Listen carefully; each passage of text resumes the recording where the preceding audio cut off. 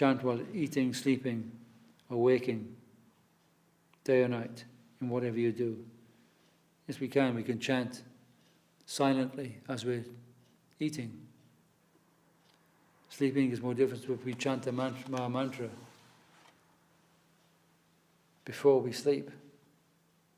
Then we may do it in our sleep. You can chant it day or night. You can chant it walking down the road, going shopping, or when you're doing your shopping. You can chant it silently, or you can chant it ordinarily, as talking, or loudly. If people think you're mad, then, well, better to be mad in Krishna consciousness than mad in the consciousness of the world. So this advice is there by Shri Guru Maharaj here and in other places in the Shastras. Late at night, one devotee named Srida Kolavecha arrived. He used to make trade on the plantain tree and its fruit. He would sell the fruit, ripe or green, and the big leaves, which are used as plates. Sometimes Nimai would pay him less for his fruits than what they were worth, and sometimes he would snatch the best fruits from him. Sridhar came to see him late at night to offer him a choice pumpkin, and Nimai thought, I've spent almost all my whole life snatching so many things from him, and now, on this last night, he has brought this wonderful pumpkin. I can't resist. He asked Shachi Devi, Mother, Sridhar has given me this pumpkin. Please think of how it can be prepared. At bedtime, someone came with some milk. Nimai said, Mother, with this milk and this pumpkin, please prepare some sweet rice. So Shachi Devi prepared some pumpkin sweet rice, pumpkin boiled. Jai Shri Bhakti. Jai Shri Bhakti Nirmala Maharaj ki Jai. Jai Shri Bhakti Sundar Govindadev Goswami Maharaj ki Jai. So Shachi Devi prepared some pumpkin sweet rice, pumpkin boiled with milk, rice and sugar. Late at night, at about 3 o'clock in the morning, Nimai went away. He left Vishnupriya Devi asleep in bed. His mother, Shachi Devi, sensing what was to come, was staying awake all night, guarding the door. Nimai bowed down to her and went away. Like a stone figure, Mother Shachi sat there by the gate as Nimai left. She could not say anything, but was struck dumb. A little after 3 o'clock in the morning, Nimai swam across the Ganges and in his wet cloth went straight to Katwa, a distance of 25 miles.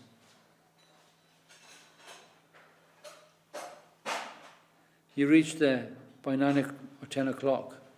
There he approached Keshava Bharati to take sannyas. Mother Shachi's sadness. In the early morning, the devotees came to see Nimai and found Shachi Devi like a statue, sitting at the door.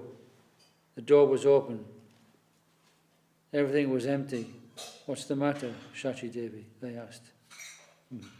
She told them, Oh, I was waiting for you, devotees. You take possession of the house. I shall go somewhere else. I can't enter this house anymore. You are his devotees. You are the true heirs. Take possession. They began to throng around her and console her. You will go?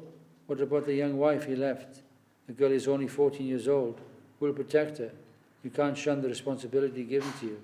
It is on your shoulders. In this way they came and consoled her and tried to give her some hope. Wow. Suddenly the devotees heard that Nimai Pandit Sri Gauranga had left Navadvip. They learned that he had gone to Katwa, to Keshav Bharati's ashram, to take sannyas, bidding goodbye to the people of Navadvip forever. A dark shadow came down. Many began to weep and cry for him. Many of them ran towards Katwa. Nimai Pandit was an unprecedented scholar with beautiful features, tall, fair and benevolent. He had already made the people mad with the holy name of Krishna. He had released the two great sinners, Jaga and Madai, from their nasty life. He had checked the Mohammedan rule of the Qazi, who had broken the Madanga drum. As a famous Pandit, he had defeated many scholars who came to conquer Navadvip, which is very much renowned for its high culture of learning, especially of logic. At the time in Navadvip, logic, Nyaya, worship of material energy, Tantra, and official Hinduism, Smriti, were in high culture. Navadvip was highly renowned for scholarship. If Pandits could not defeat the scholars of Navadvip, they could not become famous. From far away in Kashmir, Keshav, a Kashmiri, had come to Navadvip to get a certificate that he was a Pandit, and he was defeated by Nimai Pandit. Keshava Kashmiri was such a big Pandit that it was rumoured that he was the favourite child of Saraswati, the goddess of learning. No one could face him. Still, he was defeated by Nimai Pandit.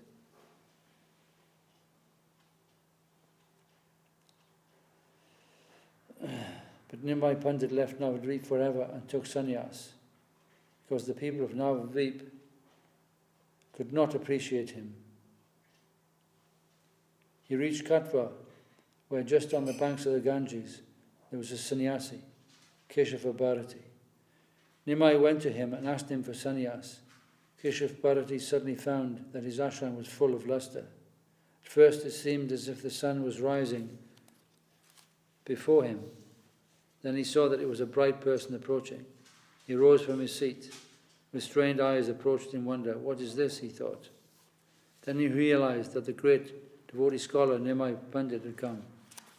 He appeared before him saying, I want to take sannyas from you. But Keshav Bharati could not accept Nimai's offer. I am charmed by your beauty and personality, he said. But you are so young, only 24 years old. What about your mother, your wife, and your guardians? Without consulting with them, I cannot venture to give you the robe of renunciation. In the meantime, as it was Makara Shankranti, a famous holiday, many people had come to take bath in the holy waters of the Ganges. They gathered there, and the rumour spread like fire. Nimai Pandit of Navadvip has come to take sannyas. Many men flocked there until a huge crowd gathered.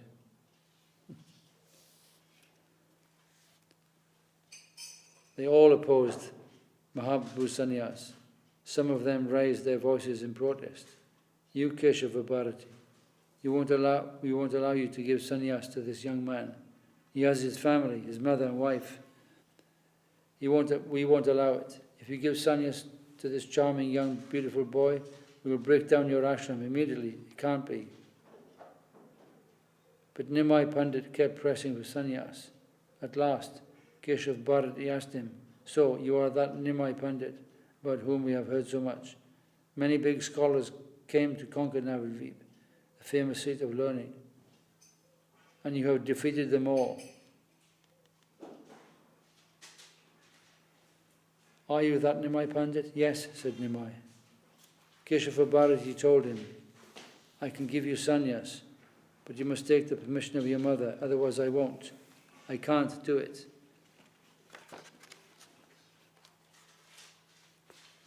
Nimai suddenly began running towards Navadvip to ask permission, but Keshav Bharati thought he has such a commanding personality he can do anything.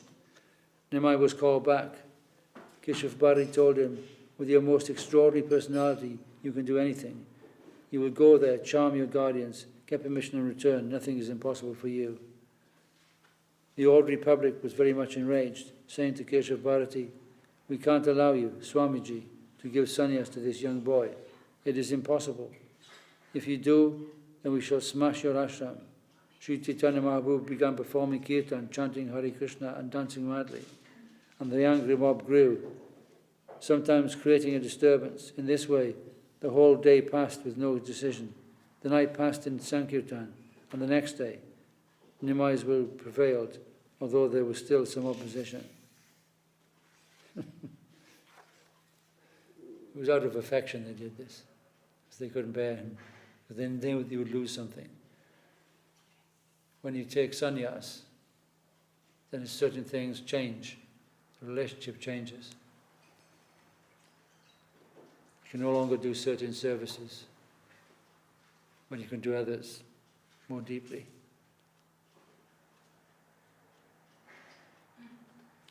Nityananda Prabhu, Nimai's maternal uncle, Chandrasekhara, Mukunda Datta and Jagannatha Pandit gradually arrived there. That afternoon the sannyas function began. Chandrasekhara Acharya was asked to perform the ceremony on behalf of Nimai Pandit. He began to chant and dance and charm the audience. Laksha Lokshanashru Vasha Harsha Kesha Kartanam Koti Kanta Krishna Kardanaidia Danda Dharanam Nyasi Vesha Sarva Desha Hatahutasha Kataram Prema Dhamma Devameva Nomi Gora Sundaram. While showers of tears fell from the eyes of millions, he delighted in having his beautiful hair shaved away. Millions of voices sang the glories of Krishna as Sri Krishna Chaitanya accepted the staff of renunciation. From that time on, wherever he went, whoever he saw in the dress of a sannyasi cried in grief. Saw him in the dress of a sannyasi cried in grief. I sing the glories of that beautiful golden God, the giver of divine love.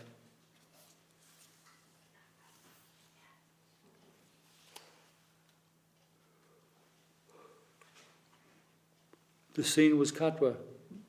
At Katwa, 474 years ago, Sri Chaitanya Mahaprabhu took sannyas. Now it's 530 odd years ago. It's a long time.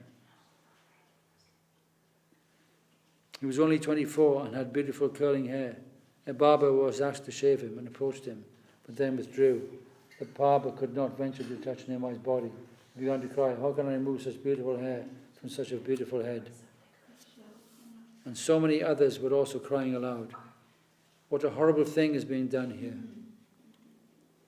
Who is the creator of this sannyas?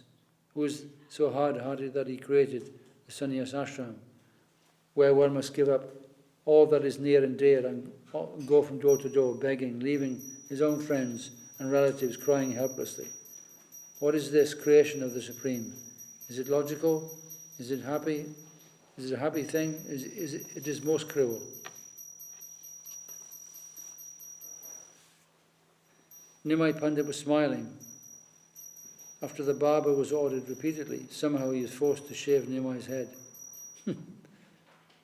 At first he could not venture to touch his hair, saying, "I can't touch him," but at least he had to do the service of shaving the beautiful curling hair of the beautiful face of the 24-year-old genius boy. He began with his shears. Some people could not stand the scene. Someone even became mad. In the midst of the weeping and wailing and crying of the threatening mob, it was done.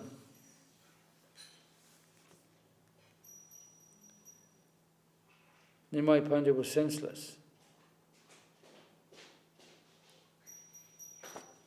Actually, this whole issue is an expression of bhava, and they're actually experiencing ecstasy in their lamenting of Mahaprabhu taking sannyas. Nimai Pandit was senseless. After being only half shaved, he stood up and began chanting in kirtan and dancing in ecstatic joy. Half shaved. After he was shaved, the barber promised, "I will never again shave anyone with this hand. I would rather live by begging. This is my last service as a barber." After this, that barber took up the occupation of a sweet maker. It's such a trauma for him. but it was actually hugely beneficial for him because he became ecstatic.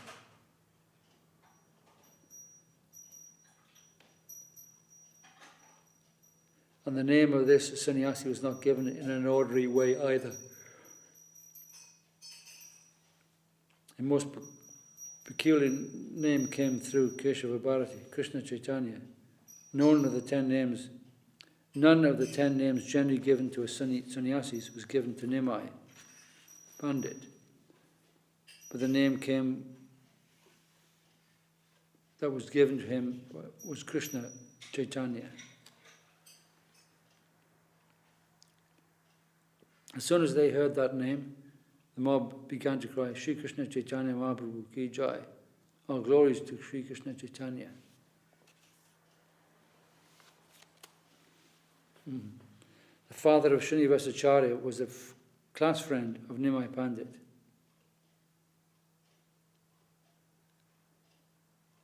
On his way to his father-in-law's house, he heard that Nimai Pandit had come to take sannyas.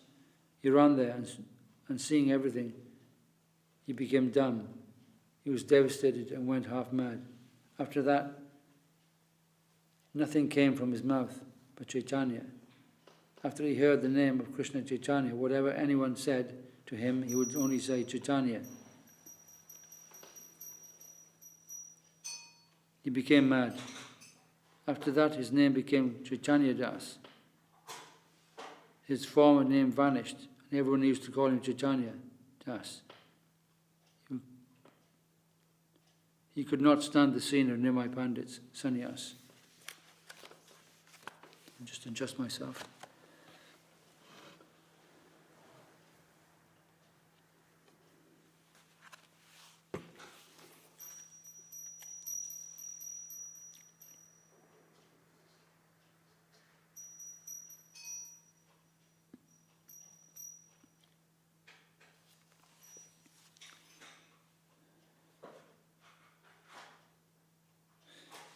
Sri Chaitanya Mahaprabhu, newly dressed in red robes, embraced his guru, and both of them began to dance, chanting the name of Krishna. After some time, the meaning of the name was given. Keshav Bharati Maharaj said, Sri Krishna Chaitanya means that you arouse Krishna's consciousness throughout the entire world. You have descended to make all people Krishna conscious. So the most suitable name for you cannot but be Sri Krishna Chaitanya.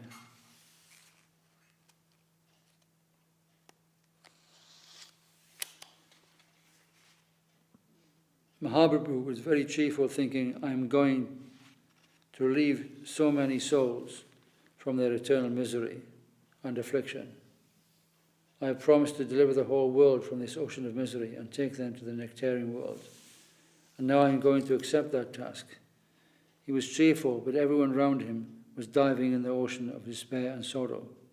Some scholars stress that Chaitanya Mahaprabhu took sannyas from Keshava Bharati, who was a Mayavadi, an impersonalist.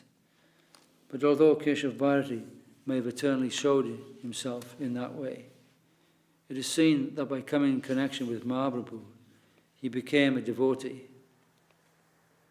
Otherwise, we may also think that he was a devotee who came in the garb of an impersonalist to help the preaching of Mahaprabhu by assisting him with social formality of taking sannyas.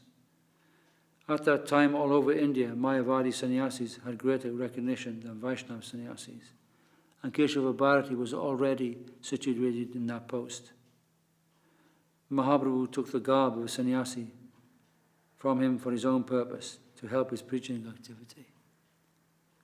All these things may be explained in different ways.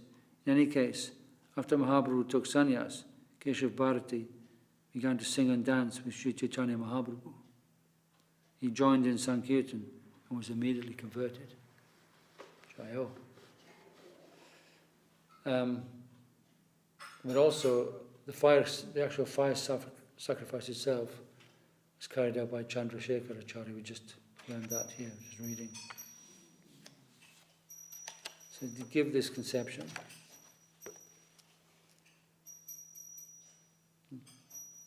so the reason why he had to take sannyas were also explained here, because people wouldn't fully accept him, what he was preaching, and people would begin to challenge him and abuse him or whatever. But on the other hand, the intimate affection amongst the devotees that he had, who did actually recognize him, was lost because of that barrier of sannyas. Yet, he came to teach that. He came to teach, in the guise of a sannyas, that very familial guardian-ruled, loving family of devotees. It's achintya bheda bheda. It's not understandable, but that's how it is. In this way, the sannyas of Nima Pandit took place. What is the meaning of his sannyas? Is it redundant, auxiliary, or a necessary part of spiritual advancement? Is it desirable? Although apparently undesirable, still it has its necessity. In the Krishna conception of theism, there is a deep-rooted correlation between union with the Lord and separation from Him. Without separation, union cannot be deep-rooted. The pain of separation can enter into the depth of the heart much more than cheerfulness. It's almost a pain, it's an ache, unbelievable ache. Such apprehension increases our satisfaction. The greater our want, the greater our satisfaction. This is especially true in love affairs. If there is no necessity of a thing, it has no value. This principle is found everywhere. A glass of water is ordinary, but according to the degree of its necessity, its value will increase. So the degree of necessity is most important. Necessity means separation. Necessity independent of fulfillment and separation. So I'm thinking there, the more thirsty you are, the more you're desperate for the water, So that analogy holds. Separation plays the most important part in both Navadvip and Vrindavan Leela. How many years of union were there between Krishna and the gopis? Krishna was only in Vrindavan from the age of 7 years up to the age of 12, 5 years only. And that's when he performed his pastimes with the gopis and the gopas. He then went to Mathura, of course. It is mentioned in the Padma Purana that in peculiar or extraordinary cases, growth should be measured by multiplying by 1.5. So when Krishna is 8 years old, he should be considered 12. When he is 12, he should be considered 18 years of age. So according to his growth, Krishna was in Vrindavan from the age of 12 to 18. But according to his years, from the age of 7 to 12.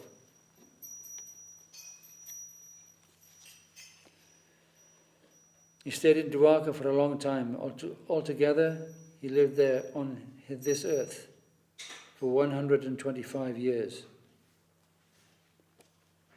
After he left Vrindavan at the age of 12, the pangs of separation were felt by the gopis throughout their whole lives. Their long separation has made their devotion so dignified. The test of separation shows whether love is real. Such a long-standing separation and such a great test has never been found in history. Still, the depth of their love did not diminish. Rather, an inconceivable, ever-increasing depth of divine love was found there. And in both Navadvip and Vrindavan, the background is almost similar. In Navadvip, to gain victory over the opposition party, Mahaprabhu left his household life. And in Vrindavan Leela, it is also similar. The opposition in Vrindavan Leela came from Mathura in the form of Aga, Baka, Putana, Trinavarta, and other demons who were being sent by King Kamsa. To uproot the opposition, Krishna had to go to Mathura. And when he went there, he found that the opposition was widespread. Kamsa's father-in-law, Jarasandha, Kalyavana, Shishupala, Dantavakra, and many others were inimical to Krishna. So Krishna promised the gopis, after finishing his enemies, he would return to Vrindavan to play peacefully with them. It took an awful long time. I think, was it 100 years they waited? Something like that. Gee, where's my separation? To uproot the opposition party, Krishna had to go away. And he told the gopis in Kurukshetra, I have some other enemies. After finishing with them, I will be reunited with you. That sort of hope was given to the gopis in Kurukshetra. They could not tolerate it where they went there, and eventually hauled him back to Vrindavan, which is what Rath Yatra is all about. Chariot, no horses, they just pulled him back. Here also, to conquer the opposition party, Mahaprabhu had to leave Navadvip. Later, after his conquest of all the Indian scholars and religionists of different positions and creeds, after 5 years, when he returned to Navadvip, everyone was transformed. The mass approach pushed him madly. It is difficult to conceive with what madness the mass approached Sri Chaitanya Deva, the child of their own village.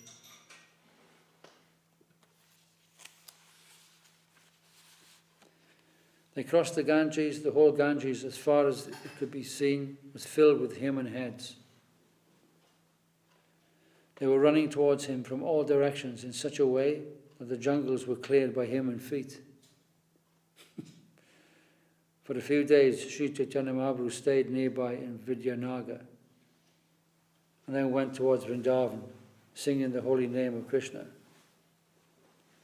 Thousands of devotees were running behind him, digging up the earth to take the dust of his holy feet, and huge pits were being created.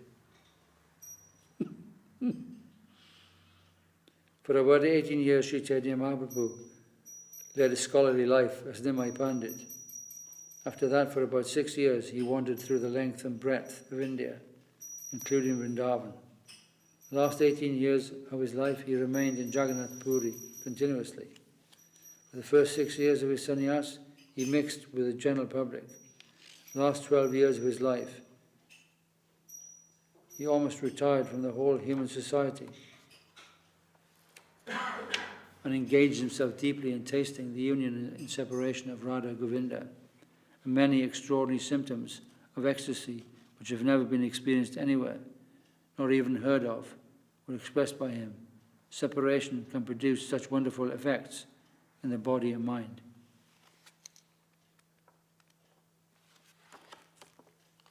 Sri Gauranga Avatar. Sri Gauranga Avatar has twofold characteristics. The apparent reason for his advent is to deliver the people in general from sin, to give them the highest attainment of life, to take them towards Vrindavan Brajalila by giving the holy name of Krishna. This is actually the function of the Yuga Avatar, the incarnation of Godhead for the age. The Lord comes to distribute divine sound and to show how one can reach the highest position through divine sound. Still, he had another purpose to fulfill. Once in Brahma's day, in a special Kali Yuga, Krishna himself comes in the mood of Radharani to search himself. He wants to taste the mood of Radharani, to understand the nature of her inner hankering for Krishna, how she can taste the sweetness of Krishna by her mood, and what is the joy she derives. And in this particular kalpa, Krishna himself has come as Chaitanya Mahaprabhu. In other kalpas, it's Lord Vishnu who comes. So this is a very special kalpa that we are actually in. This I know from reading the teachings of Lord Chaitanya by Bhakti Sarasvati Thakur and by Srila Swami Maharaj, where that information comes. This particular kalpa, so it's very rare. We are incredibly blessed. Krishna wanted to have some experience of why Radharani is so mad for him. He thought, what is there in me that makes her so immeasurably mad for me? What sweetness can she draw from me? I can't ascertain it. He wanted to mold himself in the mood of Sri Radhika and try to taste his own self from that temperament. So he came as Sri Chaitanya.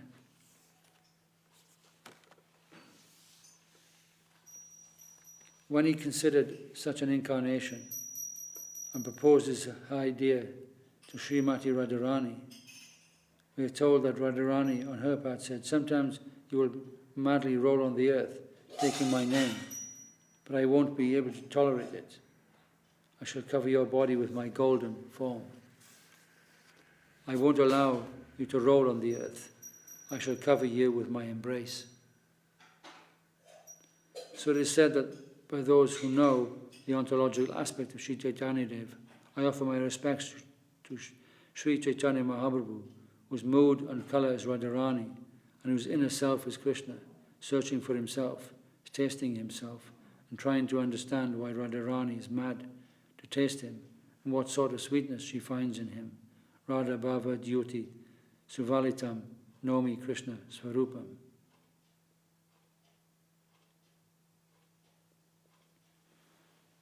In the Chaitanya Charitamrita it tells us that Radha and Krishna are one, but they separate themselves eternally to show love or for the conditioned souls to come back to Godhead. But here they combine again. So hence Chaitanya Mahaprabhu is referred to as the combined form of Radha and Krishna. So it's wondrous. Achintya. Sri Chaitanya Mahaprabhu remained in this world for 48 years. In the last 12 years of his life, he engaged himself with deep attention in tasting himself. Just as everyone is mad to taste sweetness, Krishna, sweetness personified, is also mad to taste himself. Introspection means we know oneself. Consciousness can know consciousness. And just as one can feel his own body, or consciousness can conceive of itself, ecstasy can also taste ecstasy. This is confirmed by Swarup Damodar Prabhu, Sri Chaitanya Mahaprabhu's personal secretary, who is considered to be Lalita Sakhi, the nearest friend of Srimati Radharani in the pastimes of Krishna. He said what Sri Chaitanya Dev is: Radha Krishna Pranaya Vriktir Haladini Shaktir Asmad Ekat Manav Api Bhuvi Pura Deha Vedam Gatoto Chaitanya Kam Prakaktam Adhuna Tad Dvayam Chaikyam Aptam Radha Bhava Dyoti Suvalitam Nomi Krishna Swarupam. I worship Sri Chaitanya Mahaprabhu, who is Krishna himself, enriched with the emotions and radiance of Srimati Radharani. As the predominating and predominated moieties, Radha and Krishna are eternally one, with separate individual identities.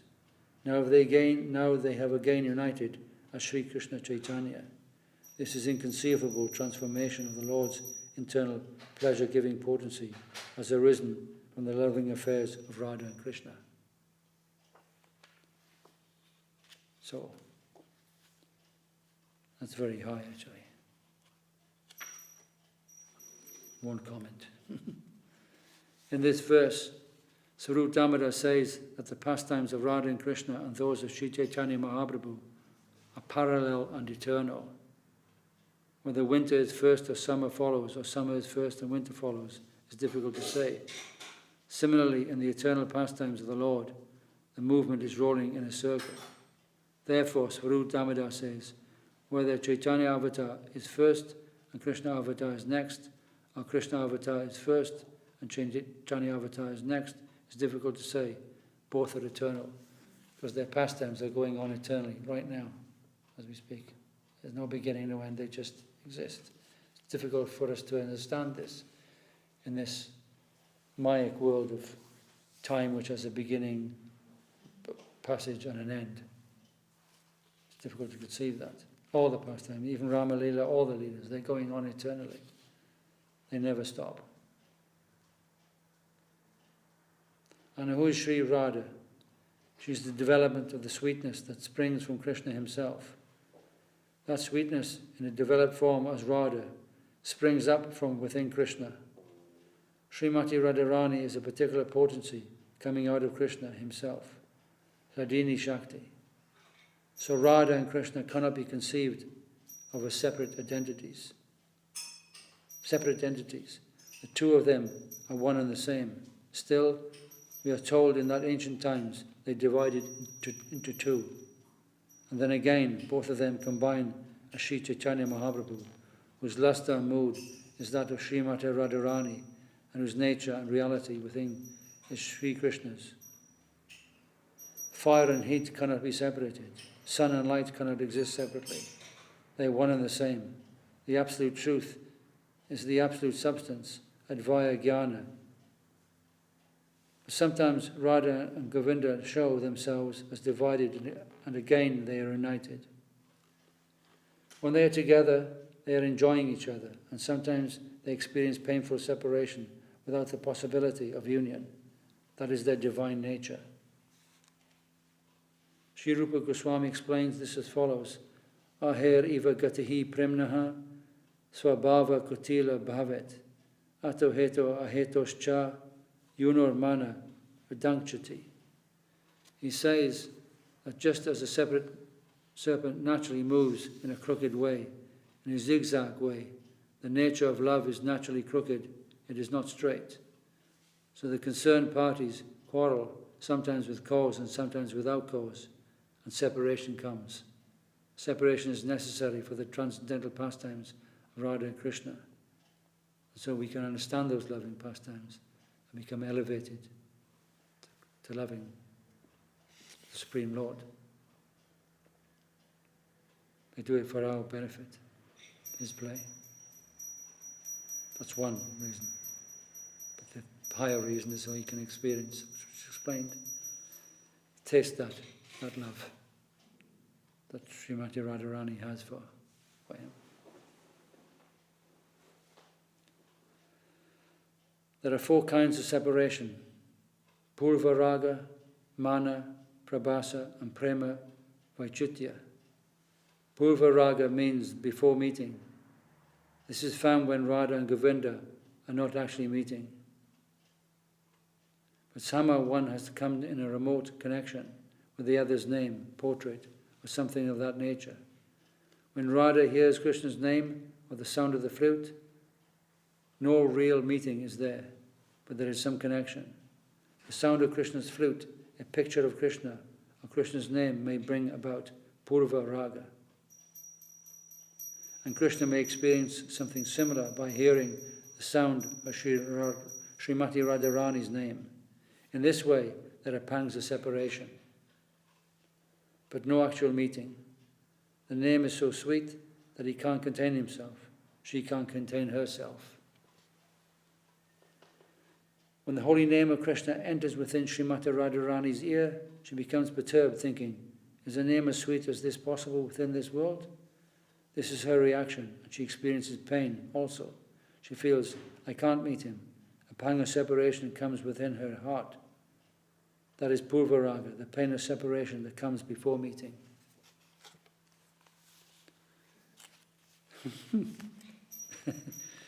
Mana is another kind of separation.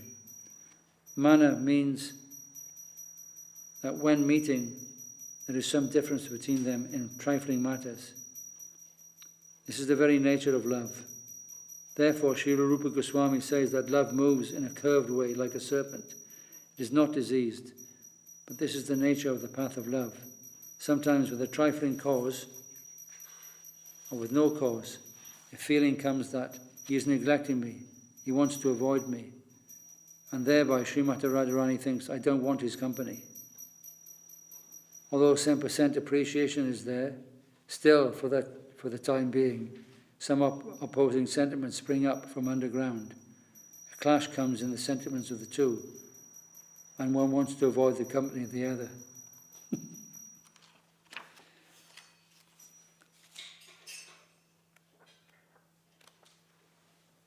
It's quite a long chapter, so we won't read. We'll have to stop soon. But we'll read a little longer. We won't. In Prema Vaichitya, jealousy rises to such a degree that although they are already together, still some sort of thought comes within them and makes them think they are far away from each other. These different kinds of separation are found only in the Madhurya Ras. Prema Vaichitya is that condition which arises when Krishna is there and Radharani is just nearby. but seeing her own shadow reflected on the body of Krishna, she's so jealous that she thinks that it is another lady. So great pangs of separation come within her, she thinks, what is this? Another lady is there. Her mind revolts, but her friend Lalita is warning her. What are you saying? It is only your own image reflected there. Can't you see it? Then Radharani comes to her consciousness. She particularly notices, oh, it is my own shadow, and that feeling is immediately gone. This is an example of prema vaichitya.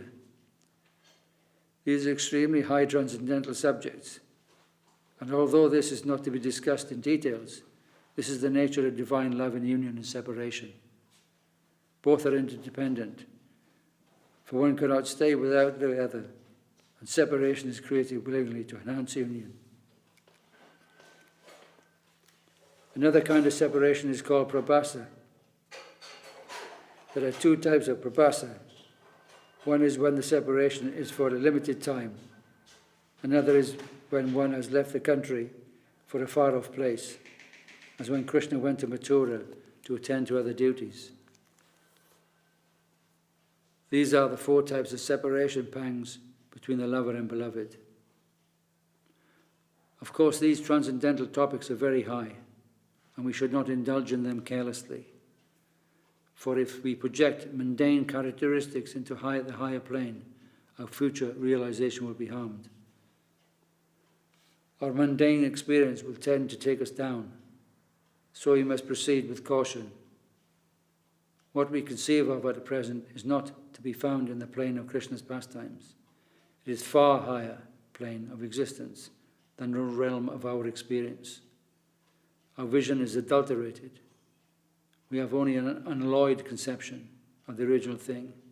We must keep this in mind, and with this caution, we may deal with these things. It is safer to deal with the topics of the separation between Radha and Govinda than with their union. Of course, we must understand that the pain of separation experienced by Radha and Govinda has nothing to do with this plane. And so, with this caution, we may talk to some extent about separation. But it would be extremely dangerous for us to discuss or to think when Radha, Govinda and their intimate friends are combined, enjoying each other's company.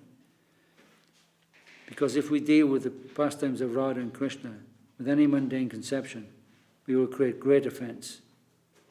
So to conceive the union of Radha and Govinda is more dangerous than cultivating feelings of separation, as Mahaprabhu has shown by his example.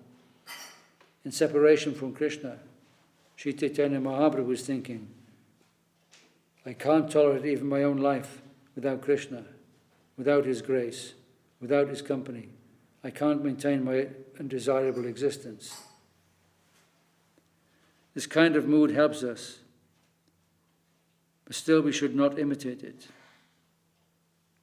Rather, we must respectfully accept it as our highest ideal and worship it up here. Worship that ideal. This will help us brush aside our filthy and unwanted habits and artas. If some tears come, however, we should not think that we have realized the highest stage. That sort of thinking should be avoided. Sri Chaitanya Mahaprabhu himself says, I don't have a drop of divine love within me, but otherwise, how could I maintain my mundane life?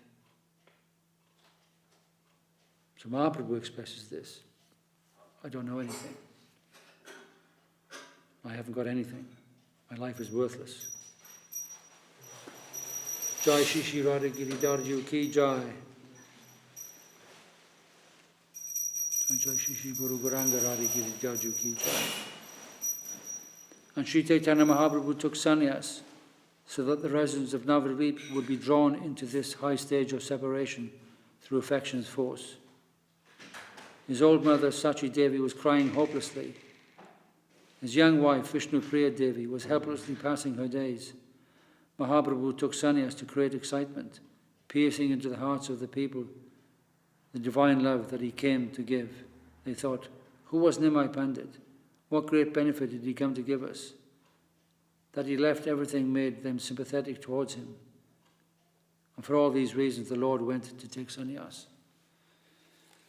Wow. Jai Shri Krishna, Jai Gurudev, Jai Mahaprabhu, Jai Shri Volcano, Jai Shri Guru Maharaj. Okay.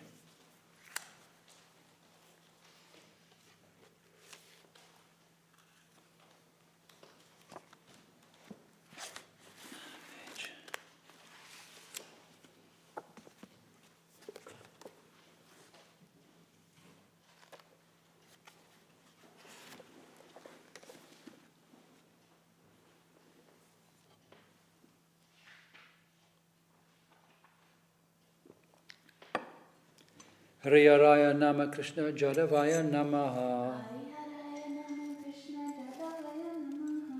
Jadavaya Madhavaya Keshavaya Namaha Madhavaya Keshavaya Namaha Gopal Govindaram Shri Madhusudan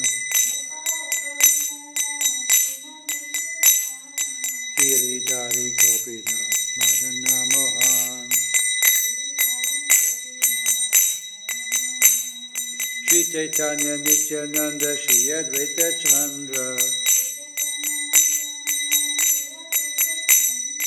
Gadadhara Shiva Sadi Gaura Bhakta Vrinda Jaya Rupa Sanatana Bhatta Raghunatha Jaya Rupa Sanatana Bhatta Raghunatha Shri Jiva Gopala Bhatta Dasa Raghunatha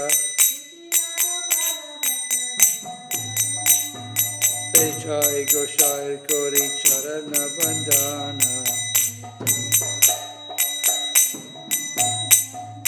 Jahoite Biganash Abhishta Purana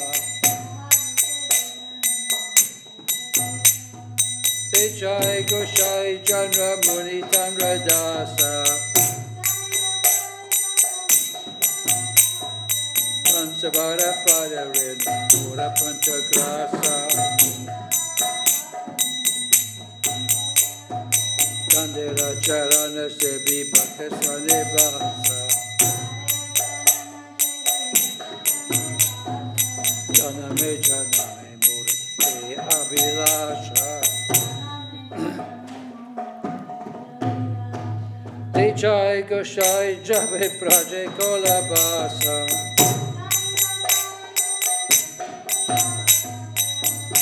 Radha Krishna Nitya Lila Lila Prakasha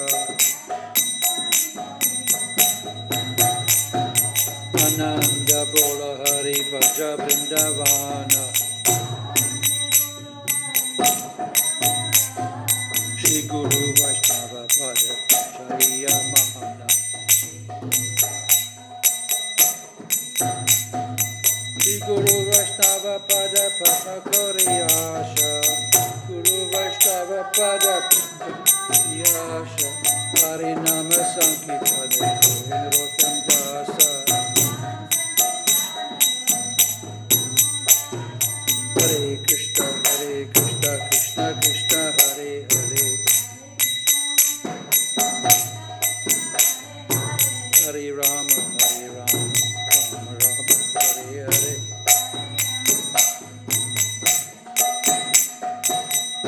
Hare Krishna Krishna Krishna Hare Hare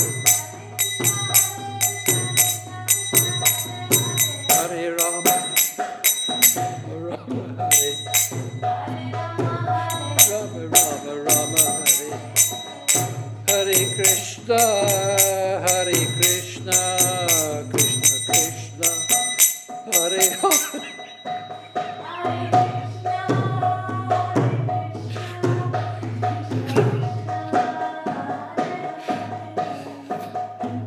Hare Rama, Rama Rama.